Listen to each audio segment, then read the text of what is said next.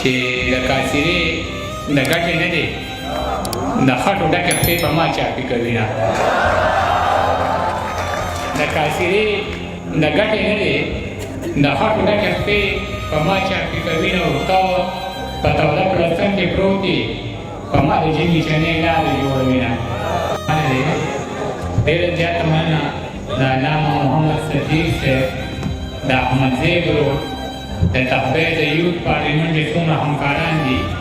د هغوی ډېره زیاته مننه کوو چې په دومره ښکلي پروګرام کې موږ له بلنه راکړه زما د قلم ملګري زما د مرکو ملګري حکیم سید اوتر صاحب غزل مومن صاحب مفتي هلال صاحب ډېر محترم منیر بنیري صاحب او د خوږې غاړې مالک یو ډېر ښه سندرغاړی سید پردیسي ماته مخامخ ناست دی د پښتون ولس غمخوار نظیم خان لالا نور چې کله پنډال کې څومره ملګري دي انوریان بنیرې یاسر روډ ټولو ته په جمع السلام علیکم او د وخت کمې محدودېږي زه به شعرونه وایم چې اول به دغه ملګري ټپې ووایي دې په ټپه باندې راوغوښتمه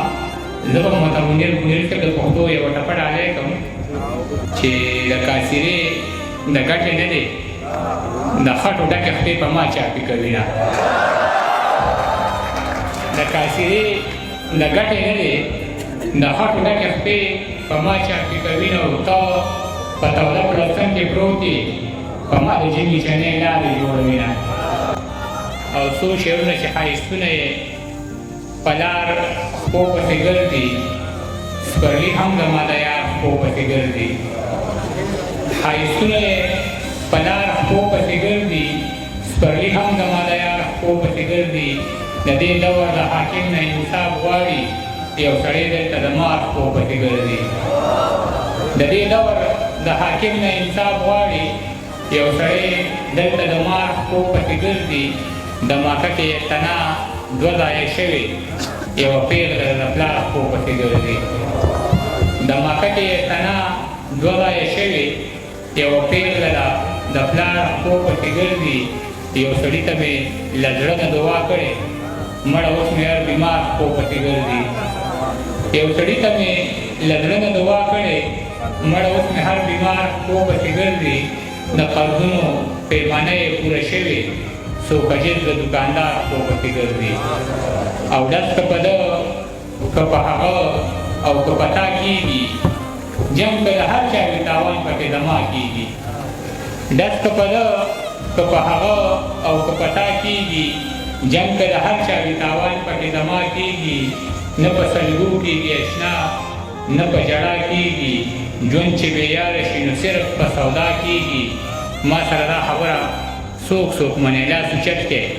زمونږ په هر تاوان کې ګټه د باچا کېږي ما سره دا خبره څوک منې لاس اوچت کې زمونږ په هر تاوان کې ګټه د باچا کېږي یو ته خو نه یې چې په خوله به درته لاس کېږدم په ما جس پورې د هر سړي خندا کېږي ورپخوا نصیب کې به مې څرنګه رڼا راشي زه چې ډیوې ته تیلې ورته کړم هوا راشي پخوار نصیب کې به مې څرنګه رڼا راشي زه چې ډیوې ته تیلې ورته کړم هوا راشي چې په لیدو یې زما مړ وجود کې سا راشي هغه ته ووایه چې خپل کلي ته بیا راشي او که ستا دارو دي او که دي د دوکاندار پیسې هر څه به وشي خو مورجانې چې تنخوا راشي عجیزه زه د جنت سره تشبیه ورکوم ذکر چې چېرته هم زمونږ د پښتونخوا راشي او چې نه د هغه دی او نه ستا لاس دی د پښتنو په بربادۍ کې بیا د چا لاس دی چې نه د هغه دی او نه ستا لاس دی د پښتنو په بربادۍ کې بیا د چا لاس دی یو د بنګلو په ارمان زوړ بل مزدورو خوړلی یو مې د مور لاس دی بل مې د بابا لاس دی یو د بنګلو په ارمان زوړ بل مزدورو خوړلی یو مې د مور لاس دی بل مې د بابا لاس دی خوب مې لیدلی دی خو ته خوبونه چېرته منې ورځ د قیامت ته ستا ګریوان دی او زما لاس دی ډېره وخت کم دی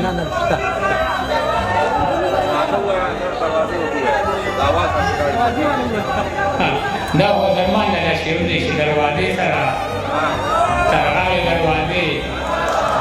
ته د چا په غم کې برابر د یم په غم باندې شریک وران کنډر باندې ولاړې دروازې او دې سازش کې د هوا لاسونه شته نن هوا سره چې لاړې دروازې او زه د کور یم پردې پورې حیران ته در مانه رانه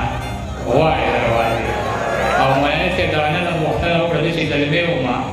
او ما به مزدوري کوله دا وخت زه د شعر لیکلو په چل نه پوهېدم ما به په کلو کې سیکل باندې سکریمان خرڅول چې به د چا د دیوالي سوري ته ودرېدم نو ما به خلکو ته شعرونه د صابر صاحب ویل په دغه وجه به زما خلکو ډېر خیال ساتلو چا به اوبه راوړې او چا به راله چای راوړله په ما د دې ژبې د هغه وخت نه ډېر احسان دی یو ورځ یو کلي ته خولې ورننوتم دومره خولې وم چې جامو کې نور شتار نه و چې ودرېدو له مې د سر سوري پیدا نه کړلو د خوددارۍ د دروازې قبضې مې ماتې کړلې نو د خانانو په حجره باندې ورننوتم د یوې بورې اونې سوري لاندې ودرېدم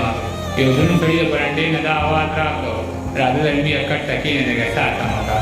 چې کټ کې کښېناستم او ساه مې لږه سمه کړه نو دغه سړی چې د حجرې نه په وتو کې شولو نو د یو ځوان ته اشاره وکړه ورته یې داسې وویې لاړ شه او دلته د روټۍ څه بندوبست وکړه دغه زلمی زما د عمر کې بس لږ کشر و هغه روټۍ راوړه او په کټ کې راسره کښېناسته هغه روټۍ دومره پستې وې لکه نرم مالوچ داسې خوشبو د دې روټۍ نه راحته لکه چې چېرته زما د وړې خور د په لاسونو بها د یوې پېغلې جینۍ ویر پکې ښکاره ځلېده ځکه د پاسه پې لامده لامده باڼه پراته وو دا په اور نه ولا د چا په اسوېلو په هوا وجود مې وګوګلېده زه یې حیران کړم او ما ترېنه تپوس وکړ ستاسو په کور کې دا روټۍ څوک په مشین پخوي هغه وی نه زمونږ په کور کې ورندار زما په سره ګرمۍ کې چې په اور څومره کارونه کېږي نو دا به ټول زما د دغه ورندار په لاس وي او بیا چې ژمي شي یخني راشي او کومه راشي بیا چې په کور کې د اوبو څومره کارونه کېږي هغه به هم زما د دغه ورندار په لاس وي وجود مې وګورېده بیا مې ترې تپوس وکړ د دې جینۍ د لاسه کوم داسې قصور شوي دی چې موسمونه یې هم ټول د زندګۍ خلاف دي هغه وایي دا مې مونږ روډ را په سواره کې کړې د دې جینۍ روډ زما روډ سره په سپو وران شو زما په روډ یې د چاپوانو ګزارونه وکړل زما روډ مړ شو فیصله په دې خبره وشوه چې یا به تا وژنو یا به راله خور راکوې هغه پښتون و او پښتو یې داسې وپالله چې په جرګه کې یې په جار دغه خبره وکړه ما ته څه مه وایه خورجانه مې رضا ده په دې چې د لالا لپاره هر غم ته تیاره یم ما به دې 2 وړی یا 3 وړی خوړلی وي ګوتې مې پاکې کړې او خولې مې کټ نه کوزې کړلې د دغه هر څه نه زما د ضمیر غوږو ته یو جوړونې شانواز راته او دا یې ویل خان او ملا له زیرې ورکې د جنګ بلا له زیرې ورکې زما لالا له زیرې ورکې او په سپو مینه زه دې خاورې دې کړم